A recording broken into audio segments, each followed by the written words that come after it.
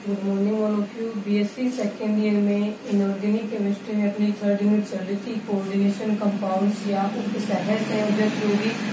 इस यूनिट में जो पहले 2 क्लासें आई थी उसके अंदर इससे पीछे वाली क्लास में हमने पढ़ी थी वर्नर थ्योरी यानी वर्नर का सिद्धांत पढ़ा था, और इस सिद्धांत के कारण से ही वर्नर को उपसहज संयोजक रसायन विज्ञान का जनक है वो कहा जाता है। इतना हमने पढ़ लिया था इससे पीछे वाली क्लास में। अब नेक्स्ट देखें इसके अंदर आज की क्लास में हमें पढ़ना है वर्नर का जो ये सिद्धांत है उसका एक्सपेरिमेंटल वेरिफिकेशन, यानी इसको हिंदी में क्या बोलेंगे हम, प्रायोगिक सत्यापन। ठीक है, वर्नर के नियम का जो प्रायोगिक सत्यापन है वो हमें आज की क्लास में पढ़ना है। अब इसके अंदर देखें आप, प्रायोगिक सत्यापन में वर्नर जो था उसने अपने जो सिद्धांत का प्रायोगिक सत्यापन है वो 2 प्रकार से किया। ठीक है, वर्नर ने वैसे देखा जाए तो कितने प्रकार से था, 3 प्रकार से, लेकिन जो 2 प्रकार थे उनको एक साथ में रखा गया है। तो इसमें लिखेंगे कि वर्नर ने अपने सिद्धांत का प्रायोगिक सत्यापन निम्न 2 प्रकार से किया। अब उसके अंदर पहला प्रकार है वो हो जाएगा इसमें आयनिक रिएक्शन। इसका जो फर्स्ट टाइप है वो हो जाएगा आयनिक रिएक्शन, यानी आयनिक अभिक्रियाएं थी उनके द्वारा वर्नर ने अपने सिद्धांत का प्रायोगिक सत्यापन किया। अर्थात वर्नर ने जो 4 संकुल बताए थे उन चारों संकुलों की जो ज्यामिति थी उसको वर्नर ने आयनिक अभिक्रियाओं के द्वारा समझाया। देखिए इसमें क्या होगा, पहला संकुल लेते हैं, सबसे पहले वाला जो कि था COCl3.6NH3। इस संकुल की रिएक्शन जब AgNO3 के साथ करवाई, यहाँ पे मोलिक्यूल नहीं लिखेंगे हम, AgNO3 का सॉल्यूशन है उसके साथ करवाई, उस सॉल्यूशन में AgNO3 के बहुत सारे अणु हैं। अब देखो इसके अंदर क्या होगा, ये संकुल किस प्रकार से बनेगा, CO.6NH3 प्लस में 3AgCl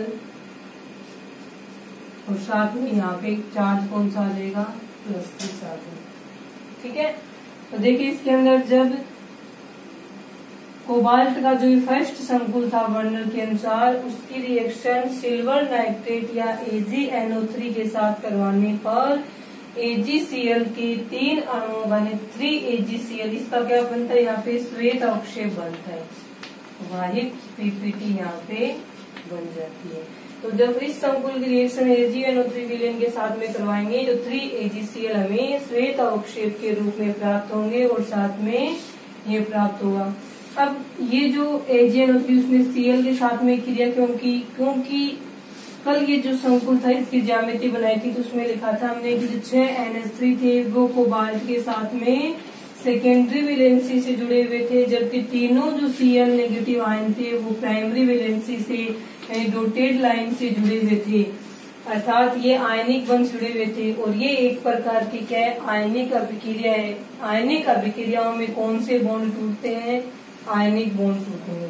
तो ये बॉन्ड टूटेंगे, तीनों आयनिक बॉन्ड जुड़े हुए थे, तो तीनों Cl है वो Cl नेगेटिव के रूप में अलग होंगे और यहाँ से क्या बनेगा, Ag पॉजिटिव और उसके साथ में NO3 नेगेटिव। 3 AgNO3 के अणु इस प्रकार से टूट गए और तीनों Ag प्लस ने तीनों Cl नेगेटिव के साथ में क्रिया करके AgCl का श्वेत अवक्षेप वो यहाँ पे बना लिया। ठीक है, इस प्रकार से रिएक्शन होगी। इसका मतलब ये क्या है कि इस संकुल में जो तीनों Cl हैं, तीनों क्लोरीन है वो कोबाल्ट के साथ में प्राथमिक संयोजकता से अर्थात आयनिक बंध से जुड़े हुए होते हैं। इस कारण से वे AgNO3 के साथ रिएक्शन करवाने पर AgCl के साथ अवक्षेप में आ जाते हैं। तो इस संकुल की संरचना किस प्रकार से बनेगी वो देखो आप, 6 के 6 NH3 है वो अष्टफलकीय स्ट्रक्चर में या अष्टफलकीय ज्यामिति में इसके साथ जुड़े हुए रहते हैं। NH3 सेकेंड NH3 और ये थर्ड NH3 NH3 योग इसकी स्ट्रक्चर +3 चार्ज था इसके ऊपर और तीनों Cl जो प्राइमरी वैलेंसी से जुड़े हुए थे उनको हमने इसके बाहर लिख दिया और जो सेकेंडरी वैलेंसी से जुड़े हुए थे उनको उप सह संयोजक बंध से जोड़ करके संकुल के अंदर रख दिया।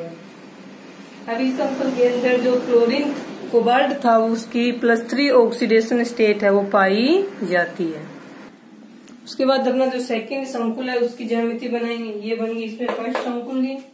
तो इस आयनिक रिएक्शन के द्वारा ये प्रूव हो गया कि तीनों Cl प्राइमरी वैलेंसी से जुड़े हुए हैं और ये सेकेंडरी वैलेंसी से जुड़े हुए हैं। प्राइमरी वैलेंसी आयनिक होने के कारण वे प्राइमरी वैलेंसी से जुड़े हुए जो भी आयन होंगे वो आसानी से वियोजित हो जाते हैं।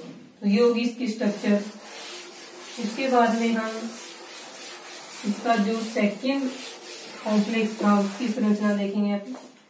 सेकेंड कौन सा था इसे देखें, COCl3.6NH3 ये संकुल था।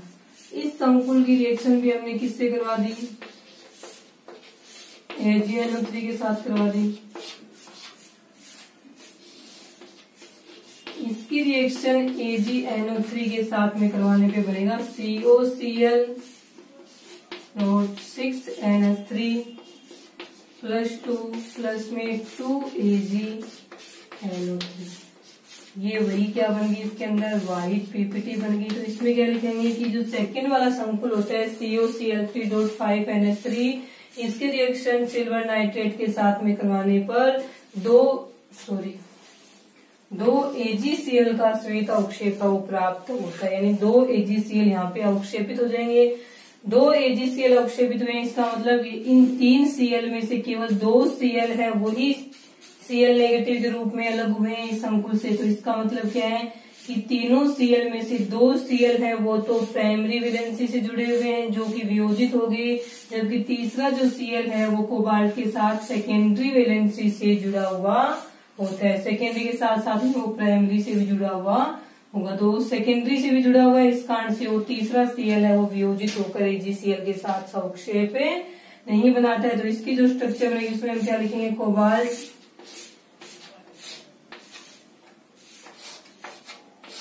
वही इसके अंदर 6 जोड़ेंगे हम, 5 तो जोड़ देंगे NH3 और 1 की जगह इसमें क्या आ जाएगा, Cl आ जाएगा +2 इसके ऊपर चार्ज आएगा और उसके साथ में आ जाएगा 2Cl नेगेटिव जो यहाँ पे इसके साथ में आएंगे। तो इससे ये प्रूव हो गया कि तीनों Cl में से एक Cl सेकेंडरी वैलेंसी से जुड़ा हुआ है, इस कारण से वह वियोजित नहीं हो पाता है, जबकि बचे हुए 2 Cl और प्राइमरी वैलेंसी से जुड़े हुए होने के कारण AgNO3 से रिएक्शन करवाने पर Ag पॉजिटिव आयन के साथ में जुड़ करके श्वेत अवक्षेप है बना लेते हैं। सेकेंड है ये लिखो, बनाओ इसे।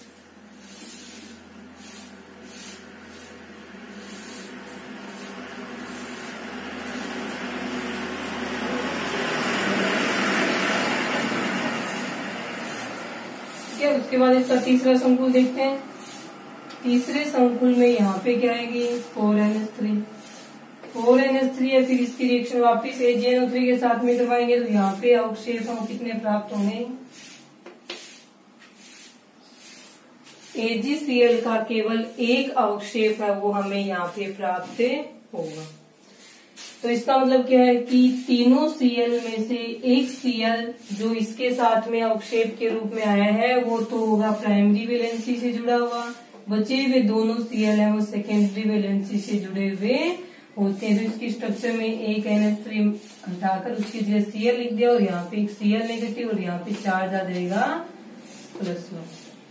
आगे समझ में कि इस संकुल के अंदर तीनों Cl में से 2 Cl सेकेंडरी वैलेंसी से जुड़े होते हैं, जबकि एक Cl है वो प्राइमरी वैलेंसी से जुड़ा हुआ होगा। जो प्राइमरी वैलेंसी से जुड़ा हुआ होता है वो Ag पॉजिटिव आयन के साथ क्रिया करके AgCl में श्वेत अवक्षेप वो बना लेता है। उसके बाद में ये बनाने के बाद में आएगा फोर्थ, उसके अंदर थे 3NH3। बनाओ इसे।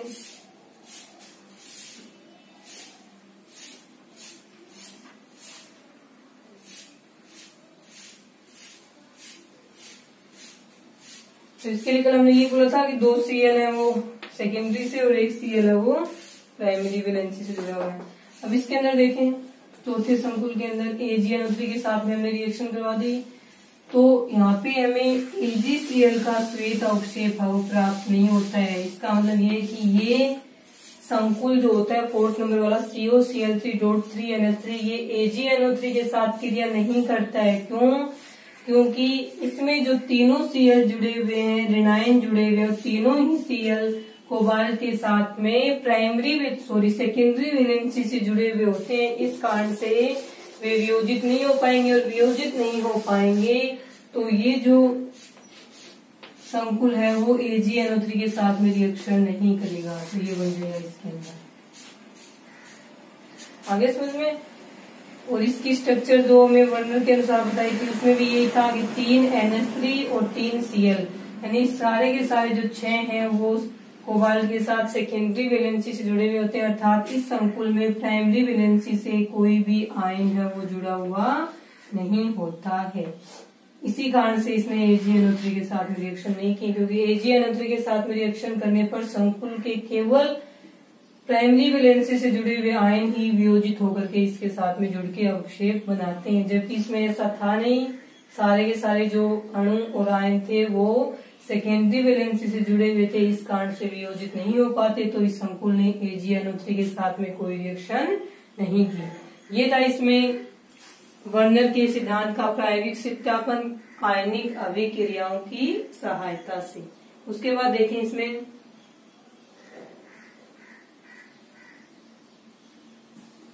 दूसरा जो प्रायोगिक सत्यापन है, इन 2 प्रकार से किया था ना इसमें, तो दूसरा किसके आधार पे किया था वो देखें आप।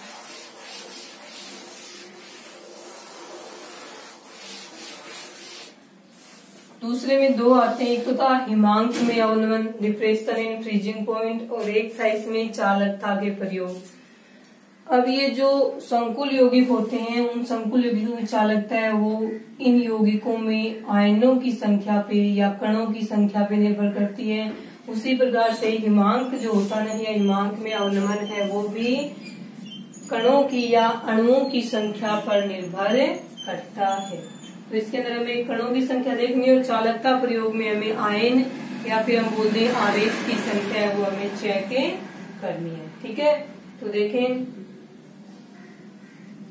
यहाँ पे हम बना लेंगे कॉम्प्लेक्स। इसमें लिख लेना एक लाइन की शायद 2 नंबर लगा के कि वर्नर के सिद्धांत का प्रायोगिक सत्यापन हिमांक में अवनमन तथा चालकता के प्रयोग के आधार पर भी किया जा सकता है।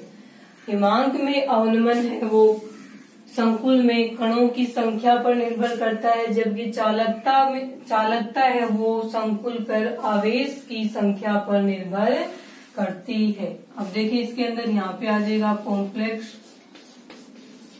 कॉम्प्लेक्स का फॉर्मूला लिखेंगे हम यहाँ पे हम बोलेंगे हिंदी में लिखो चलो आप, हिमांक अवनमन में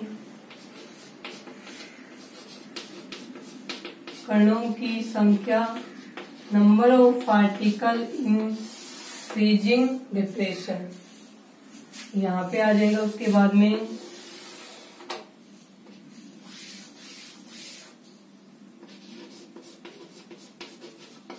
चालकता में आवेश की संख्या, चालकता में आवेश की संख्या। और यहाँ पे हम जो संकुल को वियोजित करेंगे तो वियोजित करने के बाद में जो बनता है स्ट्रक्चर बनती है वो हम यहाँ पे लिखेंगे। तो यहाँ पे हम लिख देंगे स्ट्रक्चर। ठीक है, तो देखें इसके अंदर चारों संकुल है, उन्हीं के बारे में पढ़ना है यहाँ पे। तो फर्स्ट संकुल इसमें आ जाएगा COCl3.6NH3, ये था अपना। उसके बाद में इसके अंदर बताओ कणों की संख्या कितनी है, कणों की संख्या कर दो भी, क्योंकि इसको जो आयनिक रिएक्शन के द्वारा वियोजित किया था उसमें क्या था COCl3 6NH3 साथ में थे, और तीनों Cl है वो Cl नेगेटिव के रूप में अलग हुए थे, अर्थात ये बना था इसमें CONH3 6+3 और साथ में क्या बना था 3Cl नेगेटिव, ये बना था इस वाले के अंदर।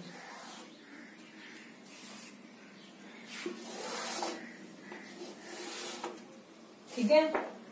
तो अभी देखो इसके अंदर कणों की संख्या कितनी है, 3 तो ये है कण, 3 Cl नेगेटिव आएंगे, और इस पूरी को हम एक ही कण मानेंगे क्योंकि ये CO+3 और 6NH3 में अलग अलग वियोजित नहीं होता है, क्योंकि 6NH3 है वो कोबाल्ट आयन के साथ में प्लस जो सेकेंडरी वैलेंसी से जुड़े हुए होते हैं इस कारण से ये अलग नहीं होंगे, तो ये पूरा एक माना जाएगा और 3 ये है। तो इसमें कणों की संख्या कितनी होगी, 4।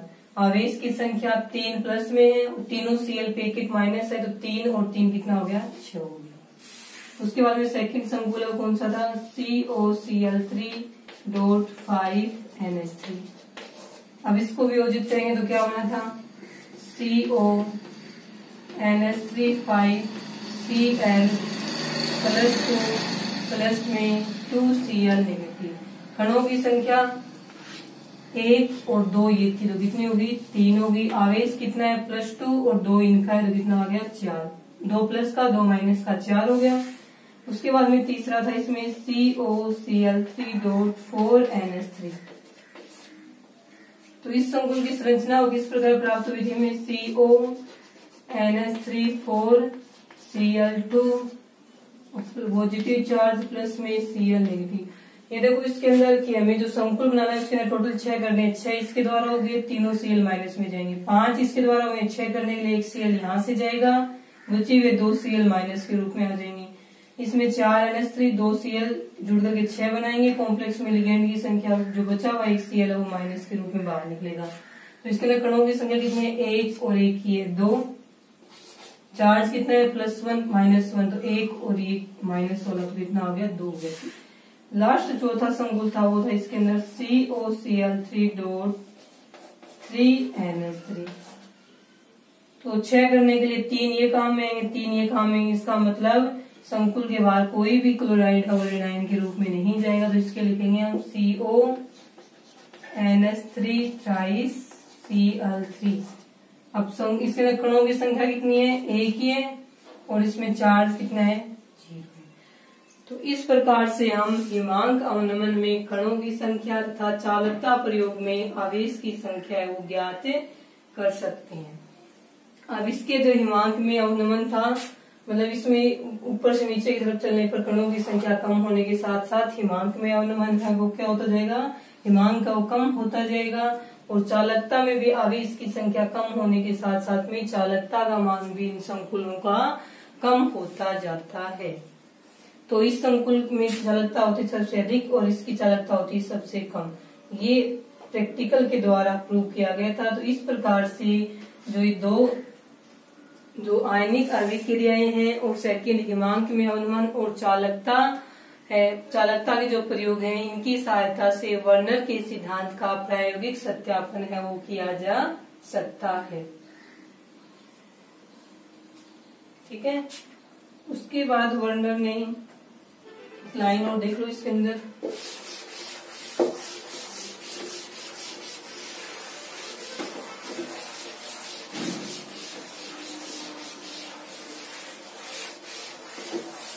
ठीक है। देखिए इसके अंदर कि वर्नर जो था ना, उसने जो कोऑर्डिनेशन कंपाउंड थे उपसहज संयोजक यौगिक में, नोट लगा के लिखना है, वर्नर ने जो कोऑर्डिनेशन कंपाउंड थे उनकी जो ज्यामिति थी उसके बारे में क्या बताया कि संकुल यौगिक है मुख्य रूप से 3 प्रकार की ज्यामिति में पाए जाते हैं।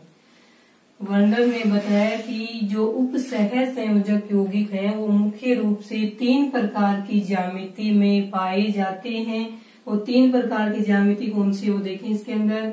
यदि लिगेंड है वो कितने जुड़े हुए हों, लिगेंड 6 जुड़े हुए हों तो 2 प्रकार का संकरण पॉसिबल होता है इसके अंदर। एक तो होता है इसमें B2sp3 और दूसरा होता है इसमें sp3b2। इन दोनों ही संकरण में कोई सा भी संकरण हो, दोनों में से उस संकुल की उस यौगिक की ज्यामिति, उपसहज संयोजक यौगिक की ज्यामिति ऑक्टाहेड्रल या अष्टफलकीय प्राप्त होती है। दूसरा वर्णन ने क्या बताया, तो एक प्रकार की ज्यामिति तो ये होगी ऑक्टाहेड्रल। दूसरा वर्णन ने बताया कि यदि उपसहज संयोजक यौगिकों में केंद्रीय धातु परमाणु से 4 लिगेंड जुड़े हुए होते हैं तो उसमें 2 प्रकार का संकरण है दोनों के कारण से इस संकुल की ज्यामिति अलग अलग प्राप्त होती है। यदि लिगेंड 4 हो, DsP2 संकरण हो तो ज्यामिति प्राप्त होती है स्क्वायर प्लेनर, और यदि sp3 संकरण हो तो हमें ज्यामिति कौन सी प्राप्त होती है, टेट्राहेड्रल यानी अष्टफलकीय ज्यामिति हमें प्राप्त हो जाती है। ठीक है, ये था वर्नर के सिद्धांत का प्रायोगिक सत्यापन। इस सिद्धांत के कारण से वर्नर को उपसह संयोजक रसायन विज्ञान का जनक है वो कहा जाता है। उसके बाद देखें आप, कुछ नाम है जो इस आगे इस कोऑर्डिनेशन केमिस्ट्री आइसोलेशन के अंदर बार बार में यूज होंगे, उनको हम नेक्स्ट क्लास में पढ़ेंगे। आज के लिए इतना ही।